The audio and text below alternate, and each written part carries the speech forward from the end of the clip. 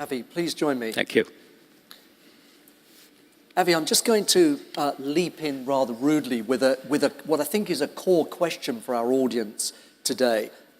You're regarded clearly as a very senior corporate executive of perhaps the largest and most successful through-the-line media group in the region. But to me, at heart, you're a rugged entrepreneur. Fundamentally, you're an entrepreneur. You've worked across 5 or 6 completely unrelated industry sectors. Few people have the diverse experience that you do. How do you see the value of the West-East corridor from the point of view of an entrepreneur? Thank you, Paul. Let me start by first, I'm not a very senior executive. I don't run the largest business, but I hang in there. But you are the most modest. No, we're a good firm, and I've been fortunate to have a great set of team members. So that's how, in marketing services, I've had the good fortune of sitting across a few other sectors as an entrepreneur, as a regulator, as an enabler, and it's been an exciting journey. I'd like to try and redefine the West-East corridor, because sometimes the perception tends to be that West is best and East is rest. Not quite the case in today's context, because when you see the energy of what you call the emerging markets or the global growth markets, depending on whichever form you define, or you see economic growth, and when you see high single-digit to double-digit growths happening, coincidentally, it is the East where this is happening. Yeah. And that's because there's a lot to be done, and there's a lot of not just resources, but there's a lot of human capital in the East. And the West has had a couple of 100 years of great economic dominance. Yeah.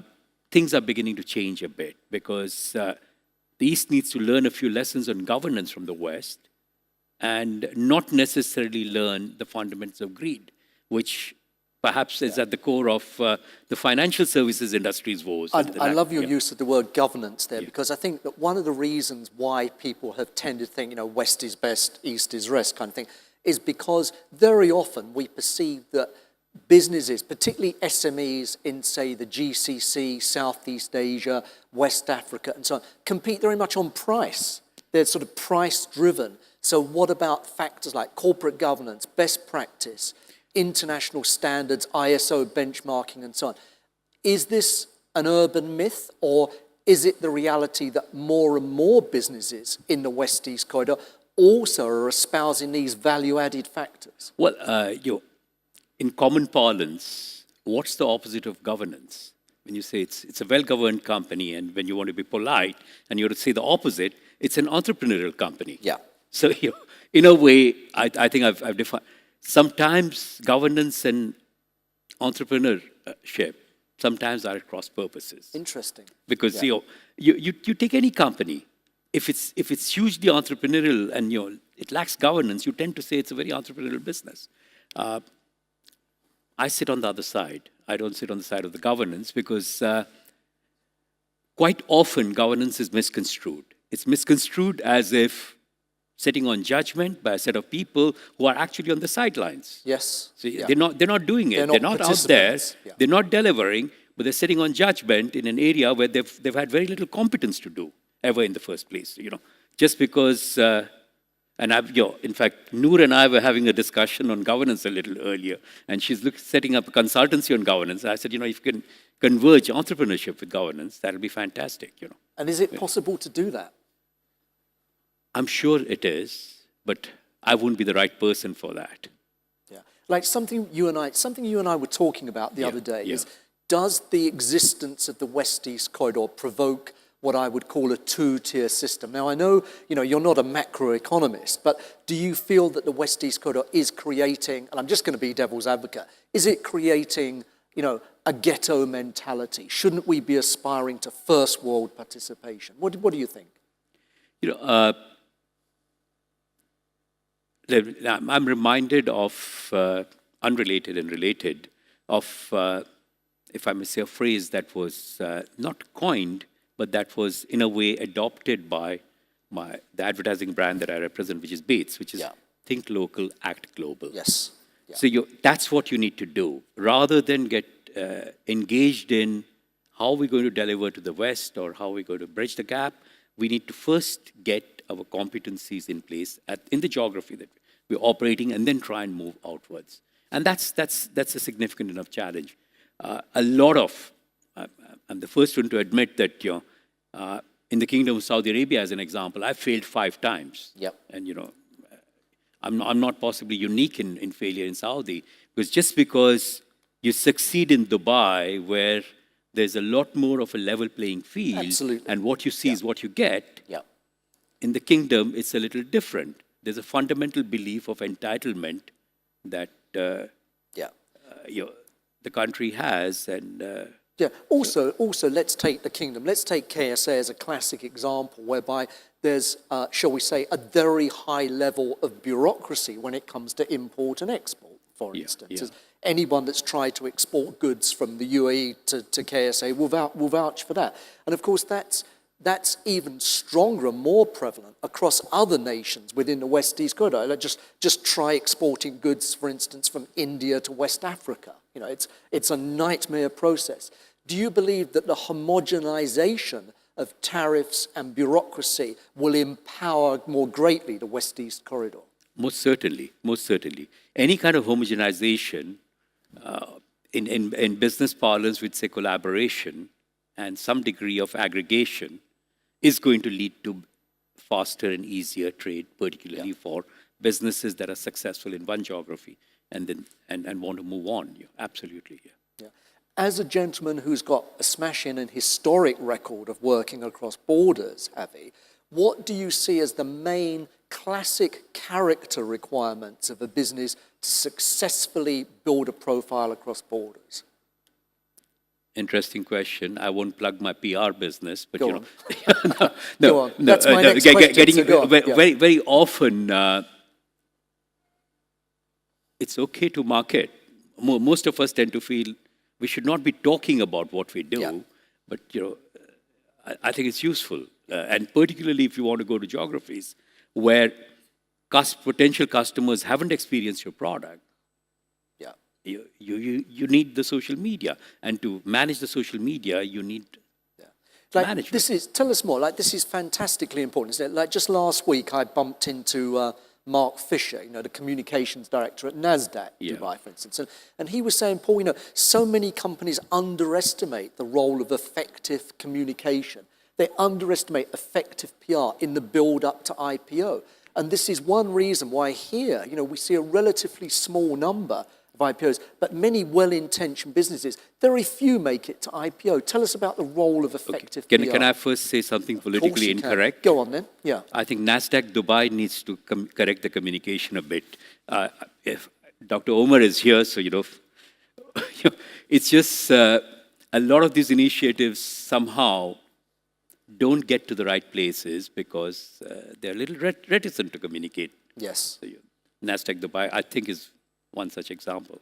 Yeah. So how do you believe that a company should shrewdly relate to the media in terms of its development process? See, I think there's a lot more clarity required. I know another person who's going to, Yogi Mehta is somewhere here. Yes. He's going to be the next face-to-face. I know that his ambition is to IPO his business. I've had, call it good fortune or otherwise, of helping the first lot of IPOs in the 90s. It started with Union Properties, then Dubai Investments, then Emaar Properties, etc., etc. The challenge with IPOing here is, if I may say, the lack of transparency on regulations. And I think that needs to be cleared out a little. How does an expat IPO a business in a situation where the LLC law still and 51% law still exist? So some degree of clarity. I'm sure it's there, but some degree of clarity needs to be in play as to how much can I IPO, how can I IPO. You've on one side, the central bank regulates that you've got to be of a certain size, a certain scale, and only a certain percentage of your holding you can offload. On the other side, you have a a business called Marka with zero business Yeah. plan suddenly IPOing, and and then Yeah. you start wondering, where is the Yeah. level playing field here? Because certainly the 51%, again, just to be very un-PC as it were, the 51% is very prohibitive to mergers and acquisitions activity. It's arguably the main stumbling block to a successful M&A market in the region. Yeah, then you got to find via media of offshoring your IP and your value chain Absolutely. and stuff like that, and you can create structures where you actually divest without having to divest. But certainly in most markets, if an entrepreneur is thinking of starting a business, at the end of the day, one of the possible exit areas is IPOing. Out here, it's a lot less so because the market is going to evolve and it's not yet that area of public ownership. My sense is crowdfunding will evolve a little before IPOing here. Yeah. Like a wonderful statistic that Gina mentioned in her fantastic introduction earlier this morning is the way that in the years to come, we're going to see a significant number of West-East corridor businesses enter the Fortune 500. And indeed, we see companies like Huawei, for instance, who 10 years ago were turning over 8 million US. They're now turning over 15 billion US, a world top 200 businesses. Do you think that this shows that much of what we're talking about is already history in the sense that West-East corridor businesses have the power and the opportunity to be truly world-class? It's history in the making because people believe that by 2050, if not significantly earlier, two of the top three economies in the world would come from Asia. Yes. That's China and India. And that's what the trend's getting to. You look at a company like Alibaba, and where did it start a few years ago? And today, I'm bad with numbers, so I won't even try and guess as to what the market cap is of Alibaba today. But it's an incredible success. Absolutely. And if rumor has it right, Alibaba's looking at the international operations, perhaps closer to us in Dubai, and that would be interesting to see. Yeah, that would be fascinating. How do you see the next 5 years in terms of the development of SMEs in the GCC?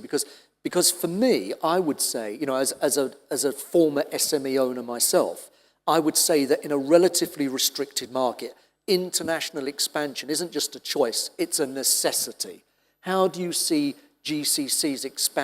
SMEs in the GCC expanding internationally from now till 2020? What do you think is the trend? Well, first is I'm not sure the traditional model for expansion was GCC, so It geography. was, yeah. With the advent of technology and the internet and the World Wide Web and e-com, I'm not sure. And also when you look at another big driver of SME, particularly in Dubai, is real estate and freehold ownership. Yes. So rather than looking at GCC, you need to look at other factors like, I would say adaptation of e-com is one on one dimension. On the other dimension, availability of freehold ownership for people. So, for example, if you're in the real estate value chain, you wouldn't think GCC because you wouldn't think Kuwait and Kingdom of Saudi Arabia, as an example, and Oman and Qatar and Bahrain are not significant enough. You would tend to think of some of the growth markets like maybe Nigeria, like Turkey, like other parts of the Levant area and Egypt. And so those are the areas. So SMEs here need to start thinking of geography or expansion a little differently from the traditional pure neighboring countries' expansion. And again, Avi, isn't one of the traditional problems here that so much back office investment is into the property sector? Because I think it's true that, for instance, within enterprise level businesses, in the category between, say, 40 million US to 90 million US turnover, 46% of investment in the GCC is in the property sector. And this would be inconceivable in the West or in Southeast Asia, where you should probably have 11 or 12% in the property sector. Yeah, I wouldn't be that confident about percentages because I don't relate to them. But conceptually, I do concur 100% that there's overinvestment in the property sector.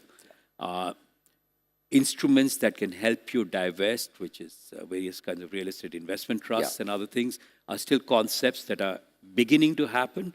But there are some regulatory issues. The real estate investment trust a pure play American hedge fund can't do that because when you have to register the property, unless it's registrable in a free zone or as 100% foreign ownership, you can't do that. So I think some of these things, as Dubai is beautiful in terms of if they spot a problem, the solution takes between a few days and a few months to sort. So as long as problems can be identified and articulated, solutions will be forthcoming. I think you're right. I think one of the fantastic things about Dubai is that, whereas like in the old days of American greatness, when people used to talk about the New York minute, we can talk about the Dubai second, because things here happen incredibly quickly, probably ahead of almost anywhere else in the world in terms of the sheer time frame.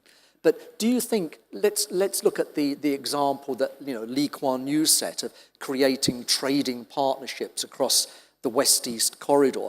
Do you feel that the collaborative nations, the West-East corridor, are more logical trading partners for SMEs in the GCC than, say, entities in Japan, Hong Kong, California? Are they more logical and closer? What do you think? Okay, let me first say a bit about Singapore and Dubai. Yes.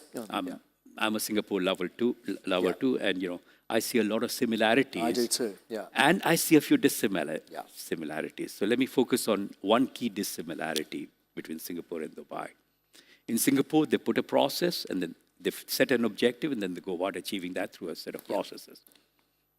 In Dubai, quite often, the vision precedes the objective and execution precedes defining of the objective. Just go out there and do it, kind of. So and then the process will sort of follow. There's a fundamental difference in that. In today's context, as to what is right, what is not, Singapore's arguably and perceptibly better governed, but the perception today is that Singapore is not innovating enough, and Dubai is innovating a lot more. So in terms of what's right, what's wrong, I guess we'll still need a couple of decades to get there. Also, this is a very good point, Avi. Is it the case, I suspect this is the case, that Singapore has kind of plateaued a little bit here because they're trying to develop and specialize in, say, the techno SME sector, which is pretty rare in the GCC for all kinds of reasons. But I suspect that in terms of acceleration path, we look at the likes of Dubai and Qatar will actually outperform in percentage terms Singapore in the next decade, I would suspect. Again, a politically wrong statement, but I think Singapore is getting crippled a little bit with democracy. Interesting. And that's a significant challenge that's happening. And I'm very close to Singapore. In fact, I'm there tonight. And there's a lot of new ventures I'm looking at in Singapore. But this fundamental challenge is, what would my vote bank say, is what is at the back of their mind. So there is some degree of course correction that they have to make. Having lived in Dubai for 26 years and loved every moment of my stay, I'm not necessarily sure that the Western concept of governance, political governance, which is democracy, is really the right solution. I'm not sure it's a universally replicable model. I totally agree. If you were to say one statement about the future from your cross-cultural background, one statement about the future of SMEs in the West-East corridor in the coming decade, what would that one statement be? Well, sitting here, I would say that if you're setting up an SME in Dubai, you've got a competitive advantage. And don't forget that. It's a significant competitive advantage to set up a business here. There are other challenges. There is no bankruptcy law. The bounce checks become a criminal offense, and some of those things are there, but they will get sorted out in due course of time. Most certainly. It's a matter of time now. Avi, thank you for a really wonderful session. I really appreciate your time. Thank you, ladies and gentlemen. Thank you so much. Thank you. Thank you.